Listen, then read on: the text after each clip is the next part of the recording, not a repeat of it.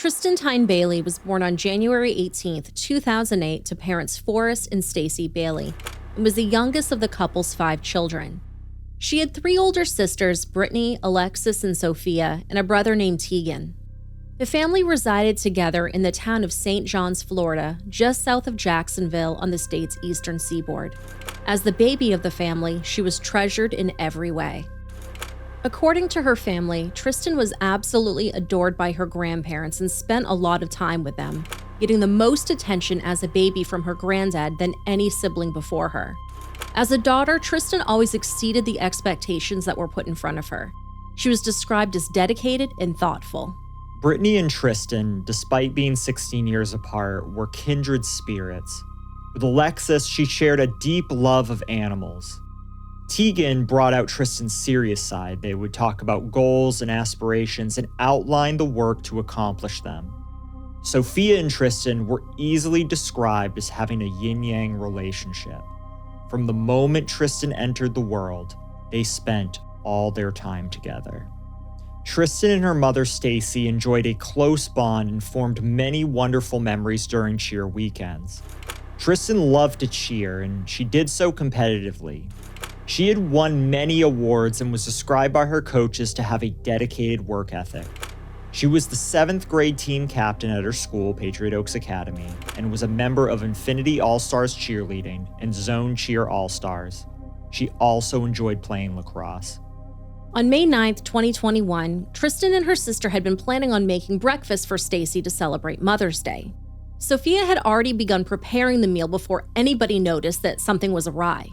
But when Tristyn didn't come downstairs, her family soon realized that she was gone. At 10 that morning, they contacted the police and reported her missing. What was most worrisome is that Tristyn's cell phone was not in her bedroom, and when they called it, it went straight to voicemail. Her cell phone and Snapchat locations were also turned off. According to Stacey, a family friend had Tristyn added to the Life 360 app, but she had stopped showing her location there as well. The Bailey family resided in the Durbin Crossing neighborhood of St. John's. Now, keep in mind, this is an extremely safe and modern neighborhood. According to their website, quote, Durbin Crossing is encompassed by hundreds of acres of nature preserves, lake views, and picturesque panoramas. We offer community activities, events, and social gatherings at our 2 amenity centers. Our community's cherished, close-knit feel is further supported by the A-rated schools of St. John's County, which are the best in Florida, end quote. In fact, St. John's as a whole is rated safer than 74% of U.S. cities, with a 1 in 1,714 chance of becoming a victim of a violent crime. The neighborhood even held weekly Food Truck Friday events, and Tristyn had attended the most recent one on May 7th. The Bailey family searched the house and the immediate area for Tristyn, but could not find her.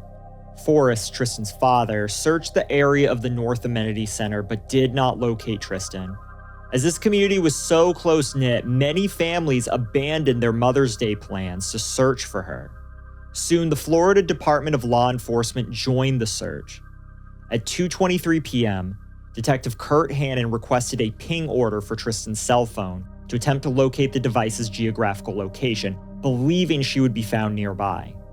Meanwhile, Deputy Robert Maloney and Deputy Liam Stack interviewed people in Durbin Crossing.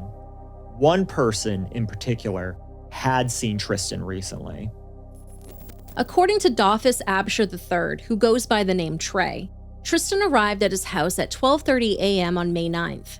He told the detective that Tristyn snuck around the north side of his house to avoid the security cameras. She was wearing a black and gray t-shirt with the word pink across the front and black sweatpants. Half an hour later, she left his house with Aiden Fucci, a classmate at Patriot Oaks Academy. The night prior, the Bailey family had returned home at around 11:45 after attending a dinner.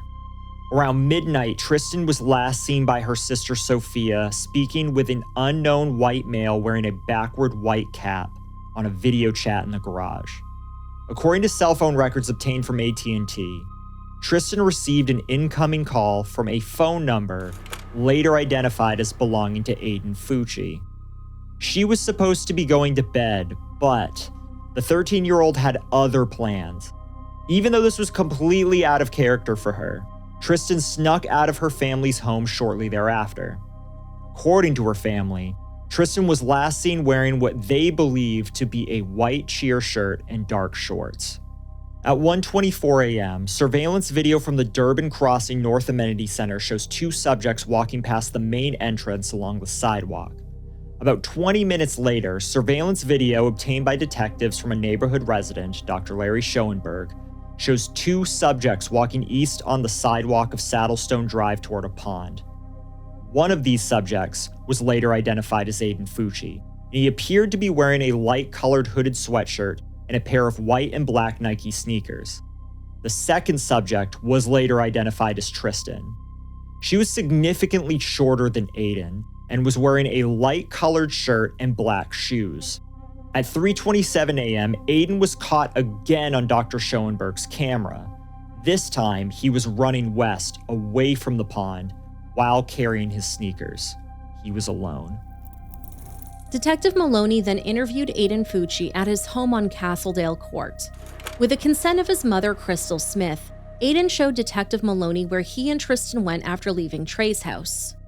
Aiden said that after he and Tristyn left, they walked to North Durbin Parkway. He said that Tristyn then turned onto Cloisterbane Drive to go home. Aiden claimed that he walked along North Durbin Parkway and arrived home between 3 and 3:30 in the morning. Detective Maloney thought that it seemed odd it would take Aiden approximately 2 hours to walk from Trey's house to his house. For reference from Google Maps, the walking distance would have been approximately 1.4 miles or a 28-minute walk. Because of this, the detective asked for further clarification. In response, Aiden changed his story. He claimed that he and Tristyn continued walking along North Durbin Parkway and got into an altercation after Tristyn allegedly grabbed his crotch. Aiden went on to state that he forcefully pushed Tristyn to the ground, which caused her to strike her head. He alleged that the incident occurred near the 600 block of North Durbin Parkway, just north of Leith Hall Drive. He said that he was not sure if he saw Tristyn get up due to being dizzy from smoking weed at Trey's house. Aiden said after the incident with Tristyn, he walked around alone for a while. He went on to suggest that Tristyn could be with a drug dealer who was in his 20s that she communicated with through Snapchat, or she could be on a path by the North Amenity Center known for teenage drug use. As Tristyn wasn't a known drug user, this was deemed extremely suspicious. Based on Aiden's statements, Detective Maloney believed a crime may have occurred and advised the teenager of his constitutional rights. Aiden invoked his rights and declined to provide any further statement. He was later returned to the North Amenity Center, at which time Aiden and his parents requested an attorney. Meanwhile, around 3 p.m., Corporal Justin Ackerman of the Special Victims Unit responded to 334 Sanctuary Drive to attempt to make contact with two of Tristyn's friends, Samantha and Lena Creel. Neither were home, but Corporal Ackerman was able to speak to their father, Jerry, over the phone. Jerry said Lena contacted Trey earlier and was told that Tristyn and another boy snuck out in the middle of the night and were hanging around the North Amenity Center. After which, Tristyn allegedly was going to hang out with a 22-year-old drug dealer named Carlo. Now, Carlo indeed was a real person, later identified as Carlo Lindo. However, it was determined that he had no involvement in Tristyn's disappearance.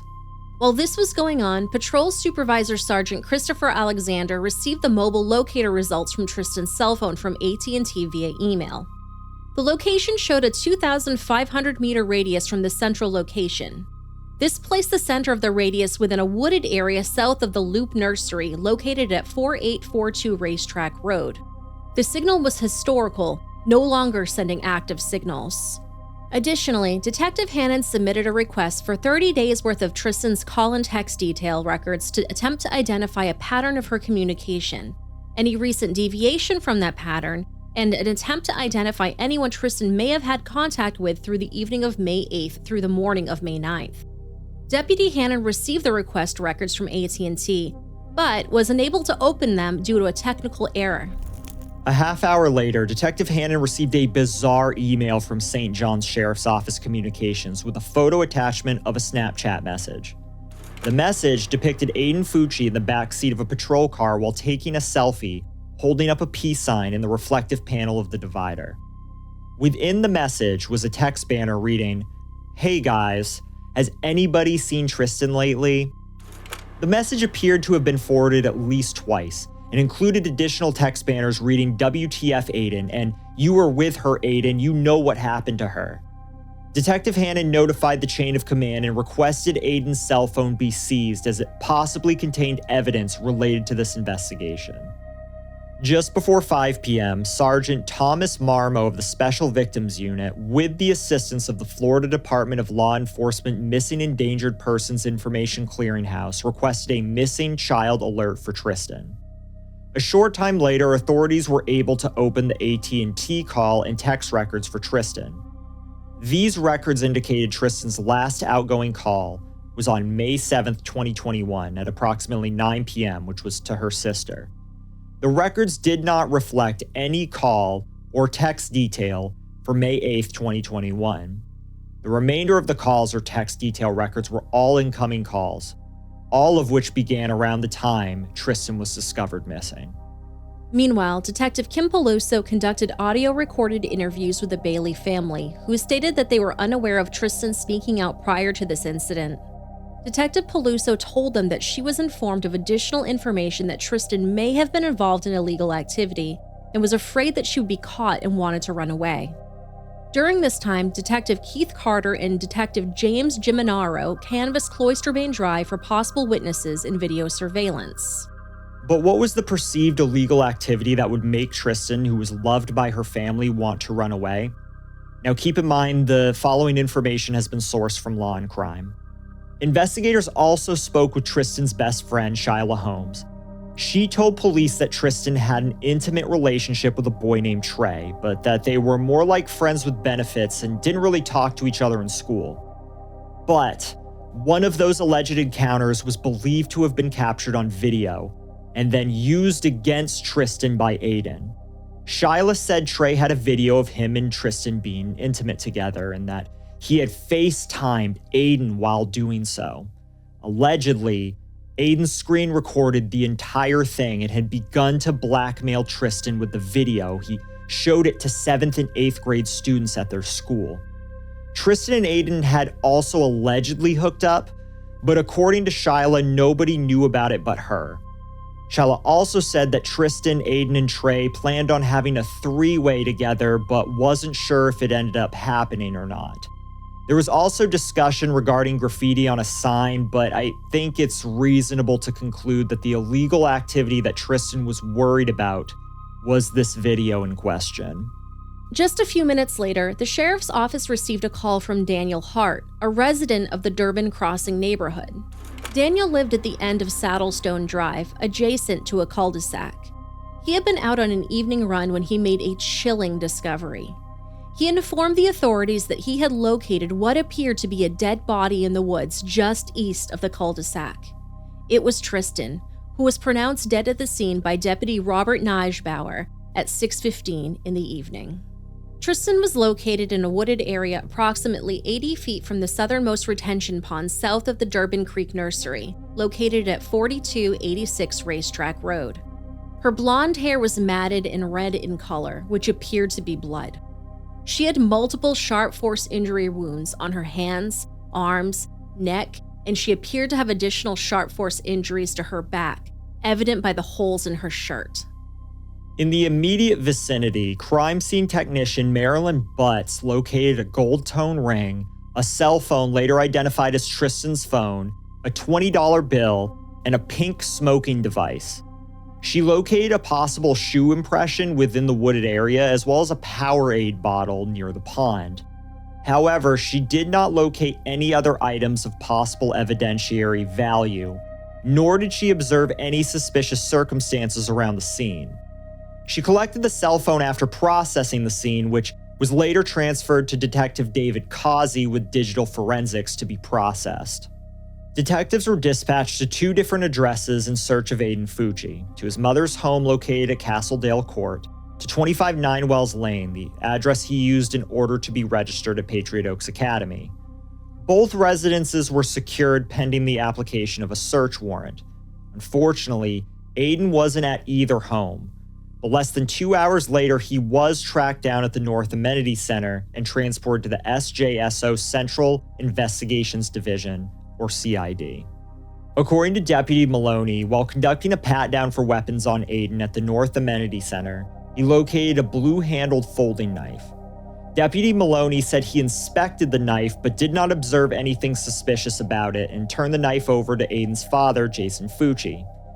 Conveniently, Mr. Fucci placed the knife on the bumper of his truck and forgot to retrieve it before leaving.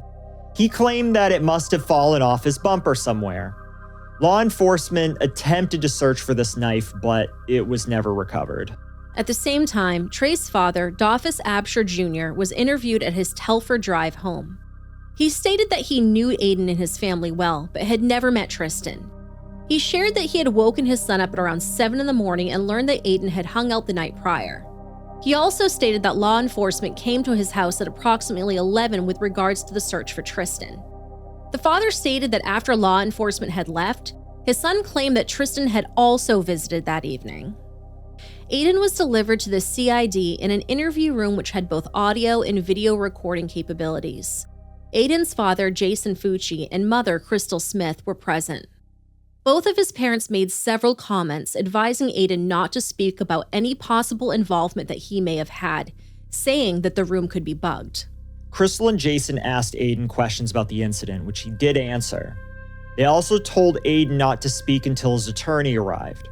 Crystal then told Aiden that Tristyn was found in their neighborhood. Aiden asked if she was good, and Crystal responded, quote, "No, she's dead. That's why this is very important. It's all on you right now," end quote. Aiden asked how any of this was his problem. They stressed to Aiden that he was the last one seen with her, and that the snap he posted in the back of the police car was not a smart idea. The family had been receiving threats because of it. Jason asked Aiden if he had any scrapes or anything on him. Aiden responded, "No, sir." He then asked Aiden if he told the police anything different than what he had shared with them. Aiden stated that he did not. Aiden then explained that he told police that Tristyn probably got picked up by her drug dealer and that she was not going home. Rather, she was going to stay with somebody else. Crystal continued asking about where Tristyn went after Aiden left her. Aiden stated that she probably kept walking. Jason interjected that Aiden pushed her down and then kept walking, before stating, "We probably shouldn't be talking in here." Jason then stated, quote, "You walked away. You came straight home. You didn't turn back to see where she had went?" End quote. Aiden shook his head no. Jason then asked, "What were you doing outside that late at night?" Aiden stated he was at Trey's house hanging out. Jason asked, "Did you kiss or do anything with her?" To which Aiden stated that he kissed Tristyn and denied doing anything further. Jason then asked, "So your DNA is going to be on her?" Aiden did not respond. Jason continued, "We saw your shoes were off on the camera. Why were your shoes off?" And Aiden responded, quote, "Because my feet were hurting, and those shoes give me blisters," end quote. Crystal asked Aiden if he had been home and then snuck back out again, or if he was at Trey's house the whole day. Aiden said that he did not sneak back out and that he was at Trey's house the whole time. Jason explained that because of the snap that he and Trey took in the back of the police car, people on social media believed that the two friends had SA'd and killed Tristyn. Aiden did not respond. Crystal asked Aiden if Tristyn really grabbed his crotch, to which Aiden replied that she did. Jason then asked if Aiden knew what happened after he pushed her, and Aiden said no. Crystal asked if Tristyn said ow or got mad, and Aiden told her that Tristyn yelled out his name, he pushed her, told her to F off, and he walked away from her. Aiden guessed that Tristyn probably walked off because she was no longer next to him and he did not look back. Jason asked if there was anything to worry about. Aiden said no. Crystal then said that their house was being searched. Jason asked Aiden why he was wet when he got home, to which Aiden said that he was wet due to spilling water on himself. Now, Jason didn't believe him, and then he pressed Aiden on how he was wet, to which Aiden claimed that he fell. At 8:59 p.m., Detective Thompson entered the interview room and requested Jason and Crystal's consent to collect a DNA buccal swab, photographs, and fingernail scrapings from Aiden. Crystal said they were going to wait until their attorney, Anway Andy Snober, arrived. Aiden's counsel changed multiple times, from Snober to the public defender's office led by St. Augustine-based attorney Joshua Mosley and later Rosemary Peoples. After the detective left the room, Jason and Crystal attempted to convince Aiden that he was wearing khaki pants instead of blue jeans on the night of the incident. However, video from Crystal's Castledale court home later proved otherwise. Just after midnight on May 10th, investigators searched Crystal's home, finding a pair of wet white Nike shoes with blood on them, a t-shirt with blood on it, a white piece of paper with handwriting with possible blood on it, and a pair of wet blue denim jeans in a laundry basket. Blood and dirt were found on the drain in the bathroom sink next to Aiden's bedroom. In addition, a Buck brand knife sheath was recovered from the home. The actual knife was later recovered in a pond 140 feet from where Tristyn was located. This knife was noted as having a broken tip. Investigators also found a notebook full of satanic and violent drawings. We'll get into this notebook later, as Aiden was not the only person that knew of this notebook's existence prior to Tristyn's death. At 3:30 a.m., Aiden Fucci was arrested and charged with second-degree homicide in the death of Tristyn Bailey. Those charges were later upgraded to first-degree homicide, and Aiden would be tried as an adult and held without bail in an adult facility in St. Johns County. Aiden pled not guilty. On the evening that he was initially arrested, a candlelight vigil was held in honor of Tristyn at the Durbin Crossing South Amenity Center. Tristyn's post-mortem examination was performed by Chief Medical Examiner Dr. Patrag Bulick. He observed that Tristyn was coming out of rigor mortis and appeared to have skin slippage. Based on these conditions, Dr. Bulick estimated Tristyn's time of death was consistent with occurring between 1:45 and 3:30 a.m. Tristyn appeared to have handprints on her upper left inner and outer thigh, her inner left calf, inner right calf, and upper right thigh. Based on the pattern of the handprint on Tristyn's upper left thigh, it was determined it would not have been her own hand. Tristyn was found to have a total of 114 stab or cutting wounds concentrated to the top of her head, back of her neck, upper back, and the back of both of her arms and hands. At least 49 of these were considered to be defensive wounds. Some of the injuries to her hands were penetrating, which indicated at the time of those injuries, her hands were on a hard object, most likely her head. Based on the nature of the injuries, it appeared the suspect was standing behind Tristyn and came at her at a downward angle. Dr. Bulick found 3 stab wounds that penetrated Tristyn's left chest cavity and lung 3 times. Additionally, he also found 1 stab wound which punctured her right chest cavity and lung once. Dr. Bulick estimated the cutting instrument to be a single-edged blade approximately 4 inches in length. X-rays of Tristyn's body indicated a possible metallic fragment on the top of her skull, which was not initially recovered during the autopsy. This fragment was confirmed to be the tip belonging to the knife found in the pond. It apparently had broken off in Tristyn's skull when she was being stabbed. Handwritten in blue ink on her left ankle was one word: karma. A smiley face was drawn on her right ankle as well. It is unclear how these markings ended up on her body. Dr. Bulick, however, confidently stated Tristyn's cause and manner of death would be listed as homicide due to sharp force trauma. On Tuesday, May 18th, the Bailey family held a public memorial service for Tristyn at Celebration Church in Jacksonville, Florida. On Saturday, June 5th, 2021, Aiden's mother, Crystal Lane Smith, was arrested on a warrant charging her with tampering with evidence following the death of Tristyn Bailey. It seems the fact that Crystal had cameras all over her house got her into trouble. It appears that after Aiden was initially taken into the patrol car by Deputy Maloney, where he made the now infamous snap picture, Crystal allegedly got to work covering for her son. After putting the family dog in the master bedroom, Crystal went upstairs directly to the bathroom where she is observed picking some things off the floor and walking inside Aiden's bedroom. A few moments later, Crystal exited Aiden's bedroom holding a pair of jeans and went back into the adjacent bathroom. Crystal appeared to be scrubbing the jeans in the bathroom sink right in front of Aiden's brother. After, Crystal is seen exiting the bathroom. She briefly steps into Aiden's bedroom and then takes the jeans downstairs to the master bedroom. She's later caught on camera discussing the jeans with an in-law, Victoria Akel, before returning the jeans to Aiden's bedroom. She pled not guilty on July 26th and is expected to go to trial in April of 2023. Several classmates came out to talk about Aiden's anger issues. The most damning was that of Sophie Bowman, Aiden's girlfriend. Sophie explained that Aiden always carried a knife with him whenever he was out of school. She described two of Aiden's most common knives. One was a gray and black folding knife with a serrated blade and an orange skull on the handle. Aiden named it Picker. The second knife was a folding knife with a wooden and brass handle, which Aiden called Poker.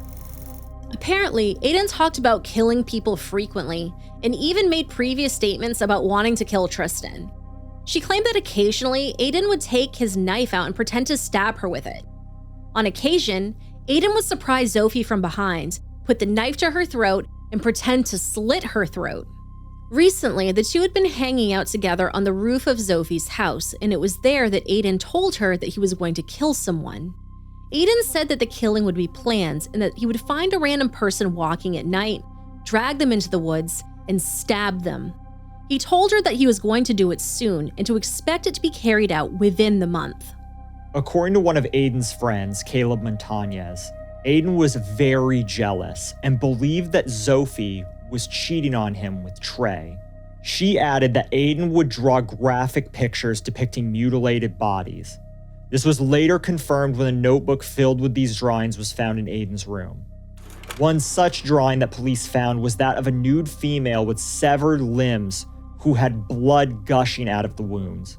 Red X's were drawn over her private parts. This notebook also contained many drawings of pentagrams and Aiden's interpretation of satanic imagery. Sophie also stated that Aiden claimed to hear voices in his head when he was angry. He said the voices would tell him he was a worthless disappointment, and the voices would tell him to kill people. This case has a lot of moving parts and a huge cast of characters involved. We will have the full 34-page probable cause affidavit available to you in our show notes if you're interested in learning more about the investigation leading up to Aiden's arrest. Aiden's trial finally came to a close in February of 2023. After all plea offers from his defense team were rejected, Aiden finally entered a plea of guilty during jury selection. Prior to his sentencing, his mother, Crystal, sent a letter to the judge begging for leniency. It read, and I quote, "Honorable Judge Smith, upon recommendation from my attorney, it is with deepest regret that I am not present to speak on behalf of my son Aiden today, the day my child is to be sentenced for the murder of another child. As a mother, the love you have for your child is difficult to articulate to others unless they're a mother themselves. To be helpless to protect your child is a mother's worst living nightmare. To cope with such a loss is unimaginable. I grieve for the devastating loss of Tristan. I grieve for the subsequent arrest of my son, and I grieve for the irreparable agony inflicted on the Bailey family, as well as all other friends and families affected. Most of all, however, I grieve for Stacey Bailey as a mother. Your Honor, nothing can measure the depth of despair caused by Aiden's crime and the inability to help your child when they need you most. From a mother pleading on behalf of the life of her adolescent son, please show my Aiden mercy. He is not beyond saving. Thank you. Respectfully, Crystal Smith." End quote. During the sentencing phase of Aiden's trial, the Bailey family had their own words to share with the court. "My home, which was once where we all gathered in comfort, is now a place of hurt that Tristyn is no longer there. The door to her room remains closed. It is exactly as she left it. Her bed is unmade. Her bath towel she used on May 8th is at the foot of her bed. The suitcase is still packed from the weekend before when we attended Summit with Infinity All-Star Cheer. I can't bear to change one thing, not even washing her clothes in the hamper, as it would wash away the scent of her. Many times I find our cat, who knows how to open Tristan's door, in her room as if she's just waiting for her to return. I do not know if we will ever have comfort in our home again. My children were once full of life and laughter, and now they are full of despair, anger, depression, PTSD, and anxiety. Bailey Family Fun Day was every Sunday in our home. A day where we would all come together and have a meal and spend time together. Sunday will never be the same for us, as we have a missing link in our family. The Sunday of May 9th, 2021 has made us dread every Sunday. How will it ever be whole again? The memories of May 9th will forever be ingrained in my mind, body, and soul. To know I was awake and only 11 minutes away from my sister as she was being brutally murdered. Could I have saved her? I remember the vivid feelings of my body collapsing on the ground as the police informed us that they had found a body. Then, finding out hours later it was Tristan's body, I remember becoming physically ill and having a detective grip my hair as my body uncontrollably expelled everything from my stomach between my sobs. The pain I felt in every nerve as I watched my dad lying on the floor, screaming in a way no human should ever be able to produce. Our family broke that day, and I don't recognize any of us anymore. I have watched my parents going from believing that they were good parents to believing they were failures. I have listened to my parents question, what did we do wrong? What kind of mother or father was I not to protect my child? I have watched them overanalyze every conversation, every action, trying to figure out what they could have done differently. I've watched my older sister, Brittany, become unrecognizable with anger. I've watched my brother, Tegan, emotionally shut down and avoid the family due to the pain being home causes. I've watched my younger sister, Sophia, completely lose her childhood and be cast into the role of being a parent and being the resident therapist for my mother. On Friday, March 24th, 2023, Circuit Judge R. Lee Smith sentenced Aiden Fucci to life in prison. He is currently serving his time at the Sewanee Correctional Institution in Live Oak, Florida. He took into account several factors when making this decision, including Aiden's young age, the heightened level of premeditation, and the fact that he was the sole participant who was not pressured by anyone to commit the devastating crime. He noted that Aiden was considered of average maturity by his peers and that he understood the consequences of his actions. He called Tristan's case the most difficult and shocking case that St. Johns County had encountered. Judge Smith added that the crime was especially troubling because it had no motive. He said, quote, "This was not done out of greed. It was not done in retaliation, retribution, or revenge. It was not a crime of passion. It was not a crime that was committed because he felt rejected by her. It was not done in a fit of uncontrollable anger. There was no reason. There was no purpose. It was done for no other reason than to satisfy this defendant's internal desire to feel what it was like to kill someone," end quote. He went on to address the Bailey family, quote, "The loss which you have clearly suffered is unimaginable. Sometimes family members hope or expect that whatever the sentence is, that somehow or another that's going to heal or provide closure. I cannot provide a closure to this. It may close a chapter, but I cannot bring her back. You still have a lot of healing to do. Her spirit lives on through each and every one of you," end quote.